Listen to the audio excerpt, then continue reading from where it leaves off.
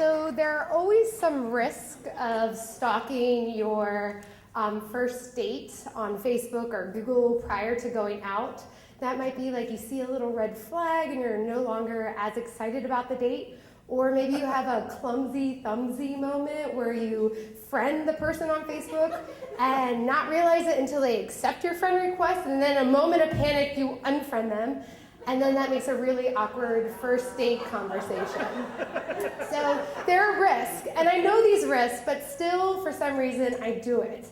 And I was on a date with a guy that I had met at a coffee shop because he slipped me a napkin on his way out the door. And as he gave me the napkin, I was like, oh, thank you, yes, perfect.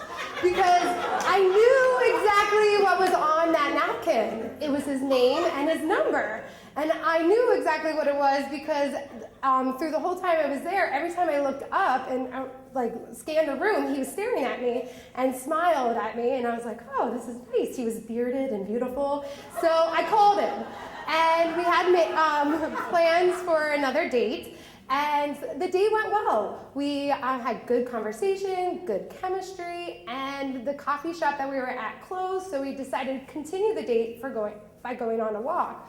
So we're going on a walk, when all of a sudden he stops and he said, well, this is my place, want to come up? And I now know that want to come up probably means more than, hey, I have this really cool apartment. Would you like to come up and continue the conversation about conspiracy theories over a cup of tea? Because it quickly turned to, hey, want to see this thing on my phone, to, hey, let me show you something with my tongue.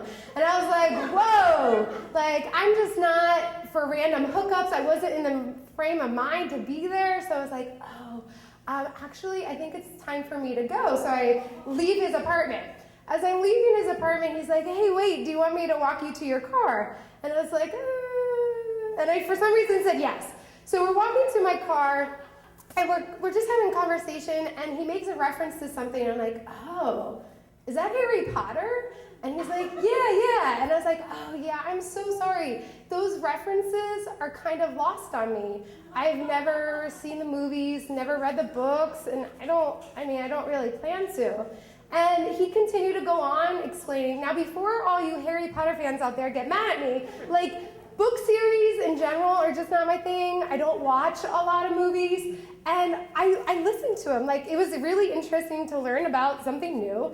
And there was no judgment, at least not on my part. So we get to the car, he leans in for another kiss, and we part our separate ways. The next thing on Facebook, I was so surprised. I was all of a sudden his face is under people you may know, because apparently we had mutual friends. And I was like, oh, well, let me click.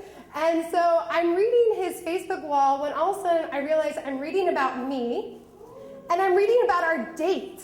And this is what it said. I knew it was over the moment she said, I've never seen the movies, I've never read the books, and I've never planned to. Now, I couldn't believe it. First of all, I couldn't believe that I was reading about myself. Second, I couldn't believe that this was the moment he knew it was over. Not when I pulled away from his kisses, not when I was running out of his apartment. No. Harry Potter. Harry Potter was his deal breaker. Now, let me see. I was also surprised that it had 50 likes and 18 comments. This is what his friend said about me. Uncultured swine. Forget about her, man. She's not worth the hassle. Yo, bro, you don't need that negativity in your life. Friggin' muggle. She's probably a squib in denial.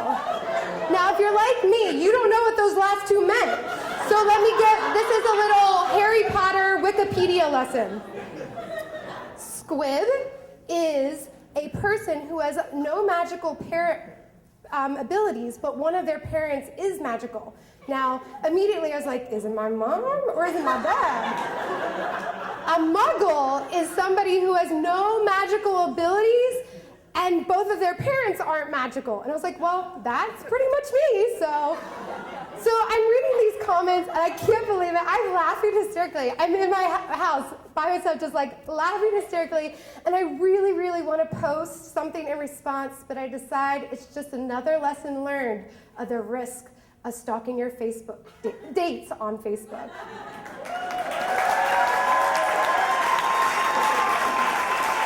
Oh,